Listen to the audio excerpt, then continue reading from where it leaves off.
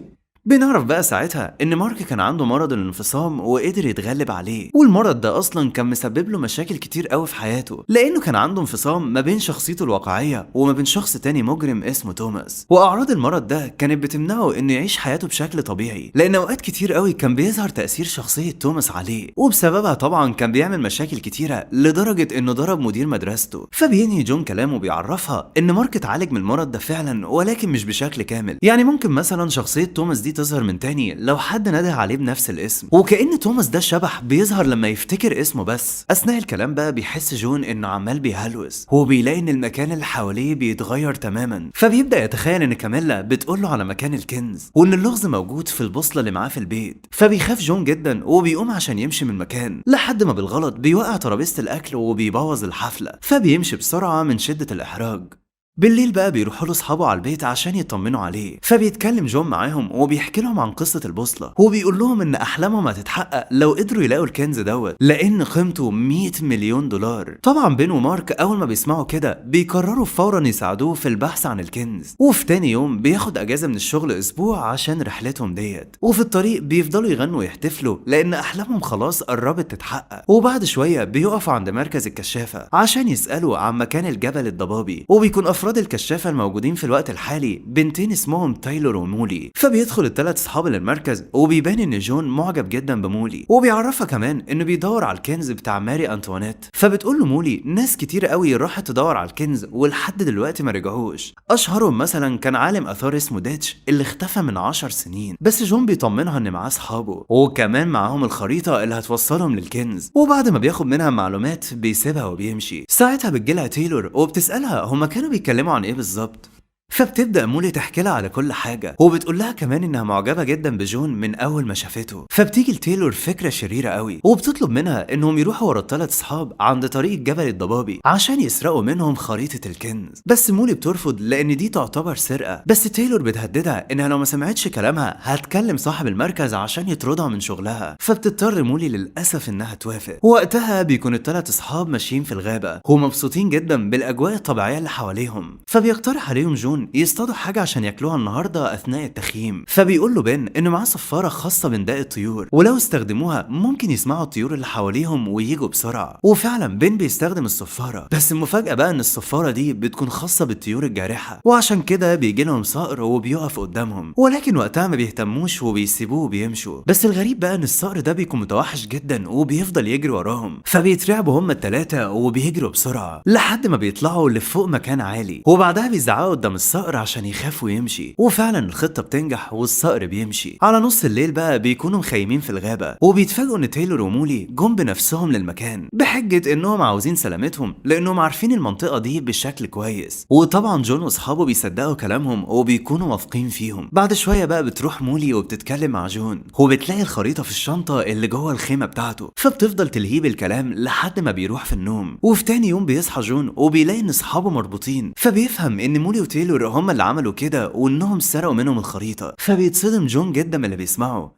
لانه كان فاكر ان مولي دي بتحبه فعلا. فبيرمي مارك عليه اللوم لانه قال لها على سبب مشوارهم دوت، مع انه كان ممكن يسكت وخلاص. بس بين بيقول له ان لسه معاهم البوصله، ودي في حد ذاتها اصلا تعتبر زي خريطه تانية للكنز لانها مؤشر للمنطقه اللي فيها الكنز. فبيطلب منهم جون انهم يتحركوا بسرعه على هناك قبل ما تايلور ومولي يسبقوهم على الكنز. فبيفضلوا ماشيين لحد ما بينتهي الطريق بيهم عند الغابه المظلمه، والمفروض ان دي غابه خطيره جدا وبتكون عباره عن متاهه كبيره ومليانه باخطر الحيوانات. أنطوانيت. بس بين بتجيله فكرة إنه يستخدم الباراشوت اللي معاه وكأنه يعني طيارة متحركة عشان يطيروا بيها من فوق الغابة، بس مع الأسف الرياح بتكون قوية جدا، فالباراشوت بياخدهم وبيطير بيهم لتحت جوه الغابة نفسها. في نفس الوقت بقى بنشوف نفس الصقر اللي ظهر لهم قبل كده وواقف في الجبل وعمال بيبص عليهم، وبعد معاناة بيقدروا أخيرا إنهم يهبطوا على الأرض بسلام، لحد ما فجأة بيلاقوا قدامهم صخرة عملاقة جدا اللي بيكون شكلها غريب وكأنها على شكل بيت، وأول ما بيقربوا منها بيلاقوا إن عليها علامة محفورة على نفس شكل القلادة بالظبط.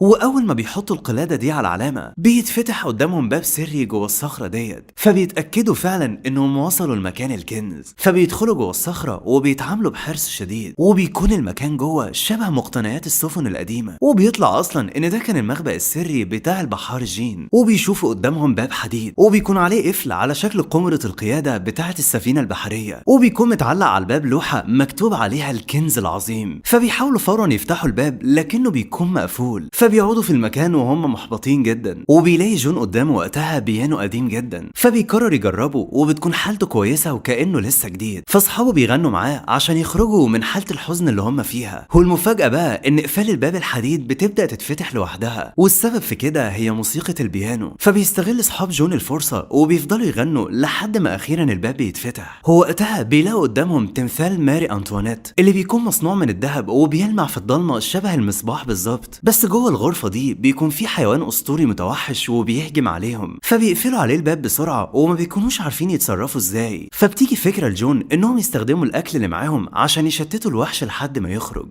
وفعلا الفكرة دي بتنجح والوحش بيخرج على ريحة الأكل، فبيستغل أصحاب جون الفرصة وبياخدوا التمثال وبيهربوا، وبعدها بيخيموا في الغابة مع بعض وهم طايرين من الفرحة، لدرجة إنهم بينسوا أصلا إن الغابة دي مكان خطر وما ينفعش إنسان يقعد فيه. وفي تاني يوم بيبدأوا يفكروا يا ترى يعملوا إيه بنصيبهم في الثروة اللي هياخدوها من التمثال، فبيقول مارك إنه هيشتري بيت كبير أوي لحبيبته عشان يتجوزوا فيه، أما بن فبيقرر إنه هيعمل مشروع الغابة الصناعية جوه صالة الألعاب، بس جون بيكون هدفه بسيط جدا على عكس أصحابه، إنه عاوز يطلع رحلة لندن مع مارك وبن ويقضوا هناك وقت لطيف مع بعض لأن ده كان حلم طفولتهم. بس فجأة أثناء ما بيتكلموا بتوصل تايلور هي ومولي بعربية الكشافة، فبيتخانقوا مع جون وأصحابه عشان يسرقوا منهم التمثال، وبتقوم ما بينهم معركة كبيرة. ساعتها بيسيبهم جون وبيروح يتكلم مع مولي، فبيعاتبها إنها كدبت عليه وقت ما قالت له إنها بتحبه، وطلع كل ده إنها عملت كده عشان تسرق الخريطة، بس مولي بتقول له إنها اضطرت تعمل كده لأن تايلور هددتها إنها هترفدها من الشغل، فبيقرر جون إنه يسامحها وهياخد مولي معاه عشان يديها نصيب من الفلوس.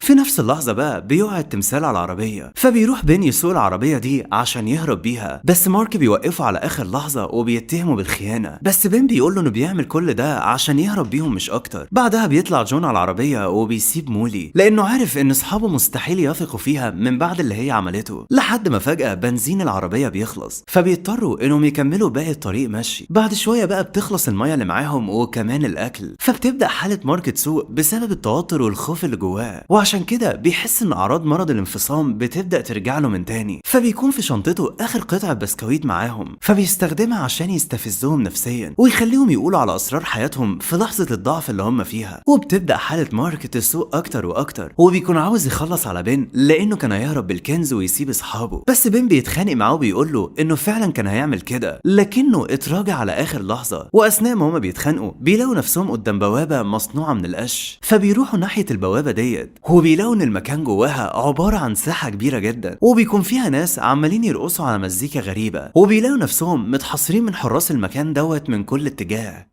لحد ما فجأة بيوصل الزعيم اللي بيكون مغطي وشه براس دبدوب عملاق، فبيسألهم انتوا مين وبتعملوا ايه هنا؟ فبيكذب جون عليه وبيقول له انهم كانوا في رحلة استكشافية لكنهم للأسف تاهوا في الغابة، فبيقرر الزعيم انه يشيل القناع من على وشه، وبيطلع ان ده يبقى ديتش اللي كان بيدور على الكنز واختفى من 10 سنين، وبيكون ديتش عامل المكان ده كمعسكر كبير وهو بيحكمه، والمعسكر ده كل اللي فيه هارب من حياته الحقيقية، وانضموا لجماعة ديتش عشان يبقى الباقي من حياتهم في سلام في وسط الطبيعة. ساعتها بيمثل جون ان هو واصحابه مبسوطين جدا بالمكان لحد ما يلاقوا طريقه يمشوا بيها من هنا. المهم على بالليل بيعمل ديتش حفله صغيره، فبيبدا يتكلم عن رحلته القاسيه جدا اللي عاشها من وقت ما كان بيدور على الكنز من 10 سنين، لحد ما في النهايه اقنع نفسه ان الكنز دوت ملوش وجود على الارض، وان حصلت المعجزه ولقاه فهيدمره فورا لان التمثال ده اصلا كان سبب في تدمير حياته من البدايه. طبعا جون بيتوتر جدا، فبيتكلم مع اصحابه على انفراده وبيقول لهم لازم نهرب من هنا بسرعه لاننا كده في خطر. خطر، خصوصا ان خبى تمثال تحت عرش ديتش من غير ما هو ياخد باله، لان ده المكان الوحيد اللي مستحيل يخطر على بال حد. واثناء ما هما بيتكلموا بيدخل واحد من جماعه ديتش، فبيقول لهم انهم لقوا التمثال بتاع ماري انطوانيت وانهم هيحرقوه دلوقتي حالا في الحفله. فبينهار جون وبيحس ان دي غلطته من البدايه، فبيقرر انه لازم يتصرف دلوقتي وباي طريقه. بس المفاجاه بقى انهم لما بيخرجوا من الخيمه بيقابلوا قدامهم تايلور ومولي اللي بيكونوا هما كمان تاهوا لحد ما وصلوا لهنا. فبيتكلم ديتش وبيقول ان التمثال ده ملعون لانه اتحرك من مكانه لحد ما وصل لعنده، ودلوقتي لازم يدمره عشان ينقذ العالم من شره. فبيبدا العد التنازلي لحرق التمثال. ساعتها بيلاحظ بين ومارك ان جون مش موجود، هما بيدوروا عليه بيلاقوه واقف بعيد وبيطلب منهم يروحوا له. فبيتفاجئوا ان جون استخدم موهبته في الالعاب السحريه وقدر يسرق التمثال. فبيطلبوا منه انهم يمشوا فورا من المكان عشان يرجعوا على البيت، ولكن جون بيرفض انه يروح معاهم لانه عارف ان الثروه اللي هيكسبوها من ورا الكنز هتخليهم يتفرقوا بعيد عن بعض، وهو مش عاوز يشوف اليوم ده ابدا. عشان كده بيقرر انه هيفضل هنا مع جماعه الديتش، وبيقول لهم انهم لو احتاجوه هيكون دايما موجود هنا. طبعا بين ومارك بيتصدموا جدا من قرار جون، ورغم كده بيمشوا بسرعه من المكان قبل ما حد يحس بيهم. وفعلا بيرجع جون على المعسكر، فبيتفاجئ ان مولي هي كمان قررت تفضل معاه. وبعد شويه بيوصل بين على البيت وبيكون معاه التمثال بتاع ماري انطوانيت، فبيطلب من والده انه يدور على شخص مناسب عشان يشتريه في مزاد عالمي. وبعد اسبوعين بيكتسب مارك وبين شهره كبيره جدا بسبب الاكتشاف الكبير اللي لقوه، لدرجه ان هيئتهم ولبسهم بقى بيتغير كتير قوي للاحسن، لحد ما بالصدفه بتوصل عربيه تبع معسكر ديتش، فبتقف قدام الكافيه اللي قاعد فيه بين ومارك. فبينزل جون من العربيه وبيلاحظ وجود اصحابه من بعيد، فبيروح لهم بسرعه وبيسلم عليهم وبيسالهم عملتوا ايه في الكنز لان انا منفصل عن العالم ومعرفش اي حاجه عنكم. فبيعرفوه انهم هيبيعوه النهارده في مزاد عالمي اللي المفروض هيتعمل في صاله الالعاب بتاعت والده. فبيقول لهم جون ان حاول كتير قوي انه يسيب المعسكر لان الاشخاص اللي هناك قوانينهم صعبه عليه جدا، ولكن ديتش هدده كتير قوي انه هيخلص على اهله لو حاول يهرب. فبيطلب ساعتها من اصحابه المساعده لانه مش عارف هيعمل ايه معاه. وفجاه وهو بيتكلم بيندى عليه واحد من رجاله ديتش وبيجبره انه يرجع العربيه بسرعه. فبيمشي جون من المكان وبيقول لاصحابه يروحوا يلحقوه في اقرب وقت ممكن. طبعا بين بيكون محتار يساعده ولا لا، فبيقول له مارك انه اختار من البدايه انه يفضل هناك ولازم يتحمل نتيجه افعاله. بعد شويه بقى بيروح بين على جلسه تصوير لمجله مشهوره قوي، لكنه بيفضل فاكر جون ومش قادر يتبسط بحياته وصاحب عمره بيعاني. فبيقرر يسيب الجلسه وبيروح بسرعه على مارك اللي بيكون هو كمان بيفكر في نفس القرار. فبيتفقوا انهم يتحركوا النهارده بالليل على المعسكر بتاع ديتش، وهيرجعوا هم وجون قبل ميعاد المزاد.